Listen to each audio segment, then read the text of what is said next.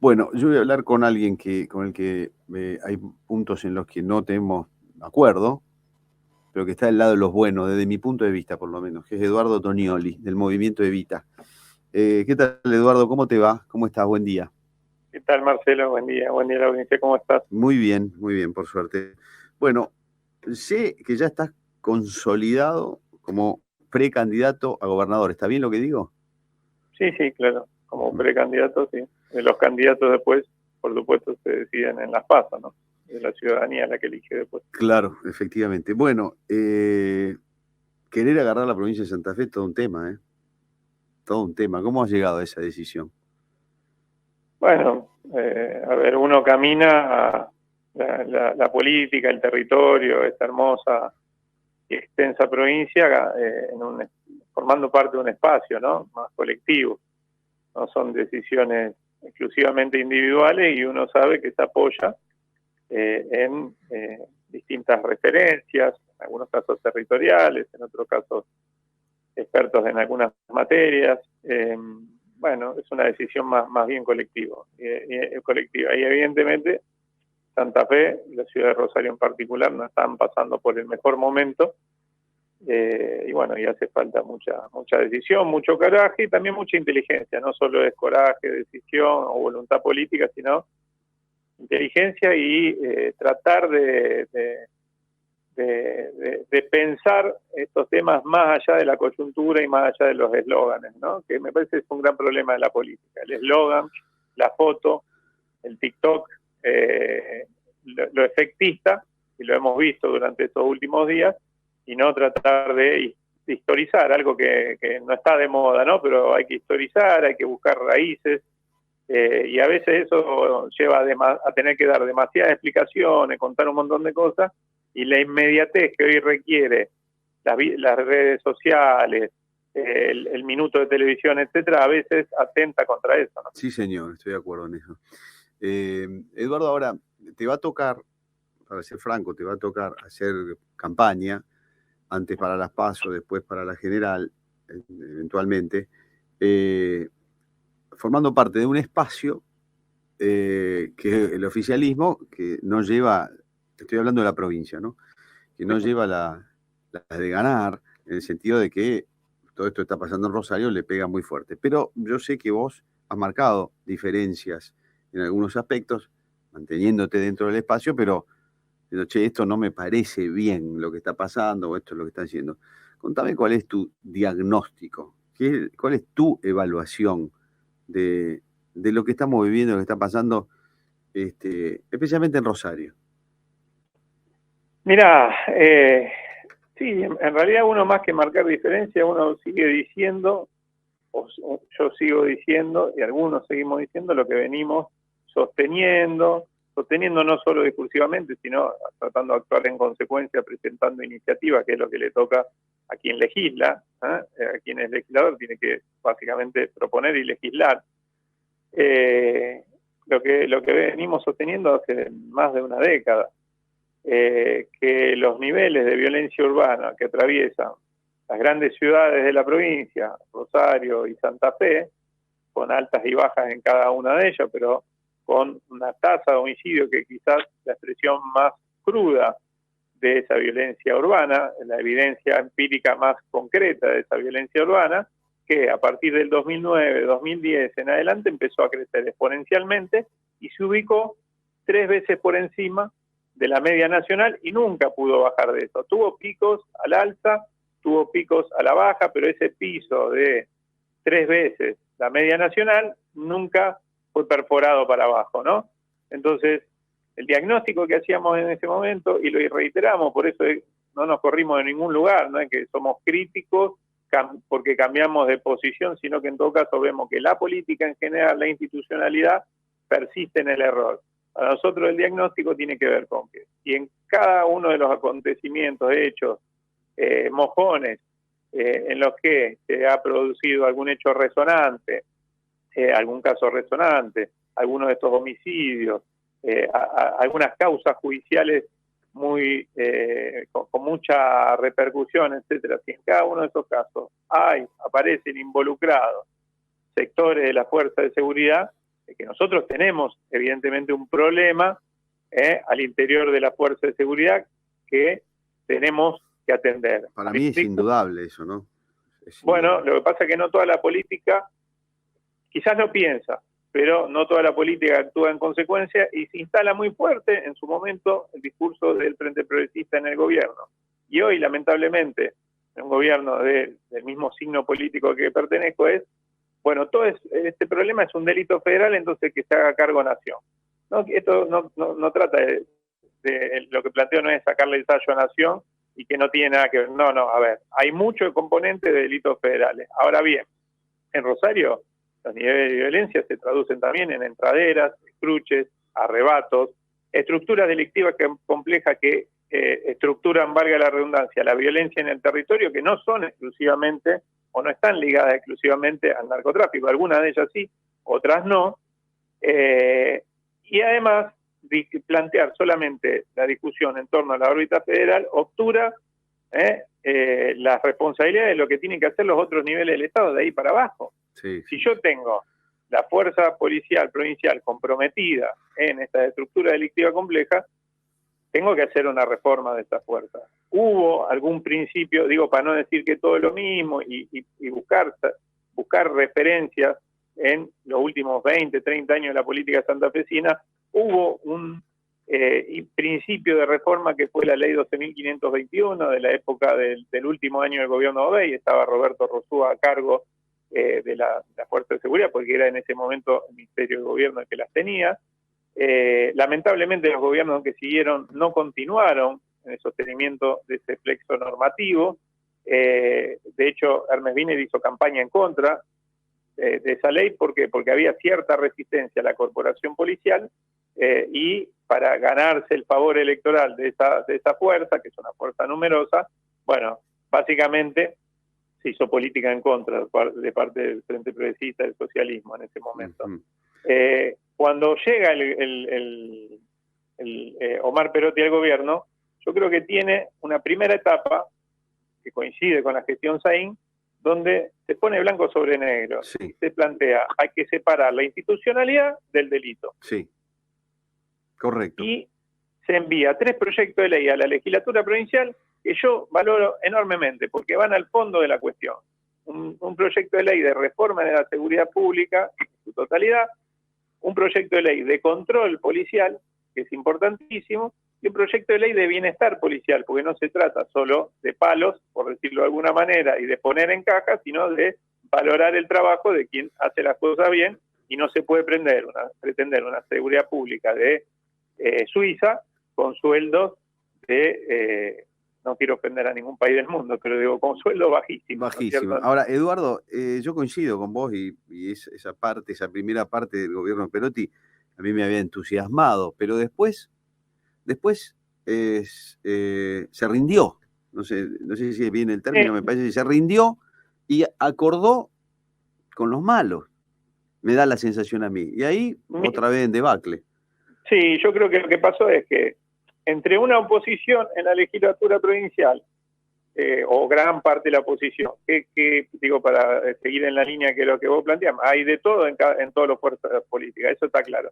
Pero quienes han tenido el control de la legislatura provincial le pusieron un freno a ese ímpetu, no trataron, ni siquiera lo sacaron del cajón donde estaban estos proyectos, y el gobernador, como bien vos decís, un poco producto de ese bajar los brazos, otro poco producto, porque la gestión cotidiana de la seguridad pública se llega puesta a cualquier gestión, el día a día, en un escenario de extremada violencia, y sobre todo si no hay un respaldo detrás político, se termina llevando puesta a cualquier ministro, por más fuerza que tenga, por más espalda propia que tenga, si no tiene el apoyo, y creo que no lo hubo finalmente en la etapa final de Saín, más allá de los errores que pueda haber cometido. Lo dijimos la otra vez cuando hicimos una nota, Sí. No se fue por los errores, se fue por los aciertos, ¿no? Sí, exactamente. Entonces, en ese marco yo creo que efectivamente hubo una defección, y eso es lo que uno está discutiendo hoy. Eso es lo que uno está discutiendo hoy, porque hay que preguntarse, está bien, reclamemos más fuerzas federales. Hay 3.600. ¿Cuántas más? No, pero no, podés mandar 5.000 si no tienen instrucciones y decisión, no. Pero vos no tenés sirven para nada. 23.000 agentes de la fuerza Claro, provincial. Ahora, te hago esta pregunta, Eduardo, porque llegado a este punto, vos viste que el caso de la familia de Messi ha generado rebote internacional y Sí. nacional, y ahí empezaron a poner todos nerviosos lo que antes no se ponían tan nerviosos.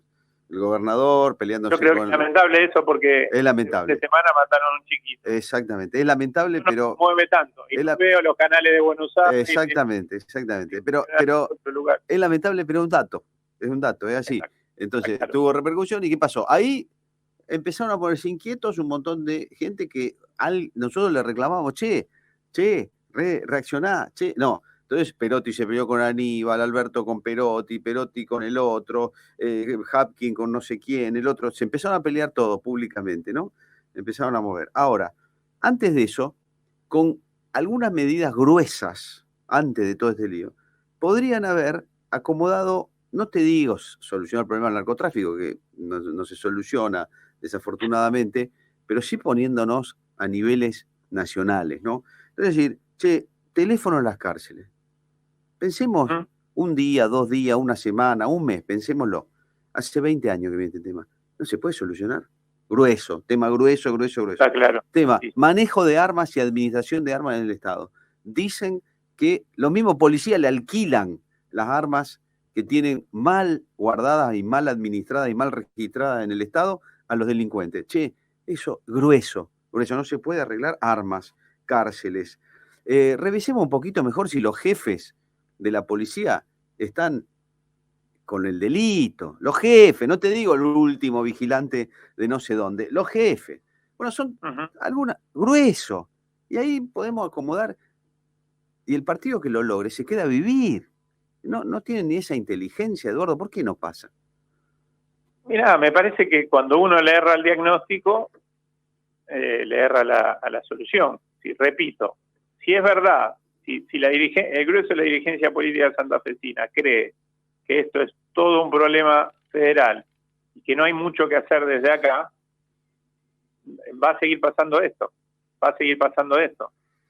Como bien vos decís, hay un montón de medidas. Cuando nosotros hablamos de reforma integral de la Fuerza de Seguridad, después podemos hablar de otras cosas, ¿no? Yo creo que también hay que meter mano en la justicia. La tasa de esclarecimiento de homicidios que hay en el distrito Rosario es muy baja comparada con otras provincias, es muy baja. Entonces después terminamos discutiendo, a mí me mandan amigos, colegas, qué sé yo, vecinos, etcétera, videos de Bukele en Salvador. Primero que hay que evitar trasladar mecánicamente lo que pasa en distintos lugares del mundo. Pero mi respuesta más rápida es la siguiente, más allá de discutir si eso sirve o no sirve, etcétera, son imágenes de un centro de detención, que no dicen nada en sí mismo, ¿no? Más allá de lo espectacular, etcétera. Si tenemos una tasa de esclarecimiento de homicidio, esclarecimiento significa cuando apresan a alguien, identifican que es esa persona o que podría ser esa persona, lo imputan, lo procesan y finalmente lo condenan. Si la tasa es de 6, se esclarecen solo 6 cada 10 homicidios, y te diría que pondría una lupa sobre esos 6 porque a veces hay juicios abreviados, que para mí eso es como un remedio de justicia. Si 6 de cada 10 homicidas finalmente son identificados, juzgados y condenados, la verdad que discutir montos de la pena, características de los centros de detención, si es maduro, no es maduro, etcétera, mucho sentido no tiene, porque hay 4 homicidas que siguen haciendo de las suyas, siempre que estamos hablando no de un homicidio circunstancial, de un hecho fortuito, etcétera, o de algo que pasó porque alguien le agarró un arranque, etcétera. Estamos hablando de gente, de sicarios, por ejemplo, ¿no? Entonces, si la tasa de esclarecimiento es tan baja, también tenemos un problema en la justicia. Y si además no discutimos cómo transparentamos las campañas políticas a través de leyes que en su momento, a nivel nacional, a nivel provincial, fueron importantes, como las leyes que establecen que la propaganda durante las campañas tiene que ser paga por el Estado y tienen que ser tantos minutos para cada fuerza política, y si no avanzamos y profundizamos en eso, es muy difícil ponerle cascabel al gato. Y le agrego un cuarto tema, que es imposible bajar esos niveles de violencia con una ciudad donde convive Luxemburgo con Kosovo después de la guerra, ¿no es cierto? Esos niveles enormes de desigualdad también generan un caldo de cultivo donde es injusto, es relacionar delito con pobreza. Es totalmente injusto porque muchas de estas estructuras delictivas complejas tienen a sus beneficiarios en las altas esferas de poder, en las torres, en los countries, etcétera, o en las financieras. No estoy inventando nada, hay causas judiciales donde han allanado financieras, donde saltó de todo, etcétera. Si nosotros vemos eso, es injusto decir la pobreza es la que genera el delito. Lo que sí es verdad es que hay un caldo de cultivo para que ahí recluten los que ganan, finalmente, recluten a los que matan y mueren por los negocios de eso. Entonces también hay toda una tarea en ese sentido, ¿no? Rosario, no por casualidad, tiene me preguntan muchas veces Buenos Aires, ¿por qué se junta todo esto? Bueno, Rosario, entre otras cosas, cambió en no muchas décadas para la historia de una ciudad, su perfil industrial, productivo, etcétera, a ser una ciudad de servicio y a ser una ciudad donde se arriman hombres y mujeres de muchos lugares del país y también de la provincia a buscar un futuro en sus grandes conurbanos y que la verdad que no encuentran nada, no encuentran ni servicios, ni vivienda, ni transporte, ni trabajo, y encuentran disponible un mecanismo rápido de generar prestigio, reconocimiento e ingreso rápido, ¿no? Es un combo bastante letal, pero por algún lado hay que empezar. Yo soy de la idea de que una reforma integral de la Fuerza de Seguridad es primordial. Ahora, si lo sugirió Pablo Hapkin el otro día, me gustaría que podamos profundizar en eso. Sugirió que en este último hecho había algún tipo de relación con Fuerza de Seguridad. Yo creo que es imposible que dos personas vayan arriba de una moto, tiroteen en un lugar como este y desaparezcan de la faz de la tierra si no hay algún grado de connivencia. La ciudad está llena de cámaras, no hay un problema ni de número de efectivos ni de cámaras en la ciudad de Rosario. Hay problema de conducción política de las fuerzas de seguridad, donde muchas veces a los funcionarios le dicen, tenemos tantos patrulleros, yo vivo en la zona sur de Rosario, me dedico, los días que estoy en Rosario, junto a otro compañero que labura conmigo que también vive en la zona sur, nos hicimos una tablita contando la cantidad de patrulleros que vemos en la calle. Y la verdad que en 4 semanas vimos 4 patrulleros, pero te lo digo, que lo tengo anotado, ¿me entendés? Entonces, igual, no, te creo porque lo veo yo también, pero igual pasa el patrullero, una cuadra después que pasó, o un minuto después que pasó por esa cuadra, pasa un hecho, nunca hay una persecución, nunca hay un tiroteo, no parece no tiene intercomunicación entre ellos, ¿viste? Han pasado cosas. Ese es otro fenómeno. ¿Por qué yo me opongo cuando dicen Rosario es Sinaloa a decir eso? No por el famoso tema de que estigmatice, a mí no me preocupa que estigmatice, que lo que digan, etcétera, porque la verdad es que estamos mal. Claro, obvio. Entonces, sí. No soy un... No es un invento, no es un invento. No es un invento, digo, porque está ese discurso victimizador y digo, muchachos, tenemos un problema real. Ahora bien, efectivamente no es Sinaloa, ni es Colombia en su momento, porque acá no hay ninguna fuerza irregular, por llamar de alguna manera, mafiosa, etcétera, que con capacidad de poner en jaque militarmente al Estado, como pasaba en Colombia, como pasa en México, donde pone en jaque militarmente al Estado, y hay brutales enfrentamientos con muertos de cada lado. No hay muerte en enfrentamiento. Ojo, yo no estoy llamando a eso, ni mucho menos, pero es la expresión en enfrentamiento, digo, con las fuerzas de seguridad. Generales son casos, como se suele decir, no me gusta hablar de ajuste de cuentas, sino, en todo caso, de justicia privada, porque ajuste de cuentas parece que el Estado no tiene por qué meterse o hacer nada, o no importa tanto. No, es justicia privada y es producto de que el Estado no hace lo que tiene que hacer, básicamente, y no enfrentamiento con la fuerza de seguridad, porque hay una colusión en algunos niveles, ¿no es cierto? Entonces, de eso se trata, de poner sobre la mesa con crudeza esto, porque las buenas formas, las lindas formas, y en todo caso la búsqueda de responsabilidad en otro lado puede sonar muy bien, puede hacer que yo como funcionario me saque un poquito de peso de encima, pero no soluciona nada. No. Eduardo, un gusto conversar contigo, te agradezco mucho, has sido muy amable con nosotros. El gusto es mío, un abrazo muy grande. Adiós, hasta luego. Hemos conversado con Eduardo Tonioli, que es diputado, pero que es precandidato dentro del justicialismo a gobernador de la provincia de Santa Fe.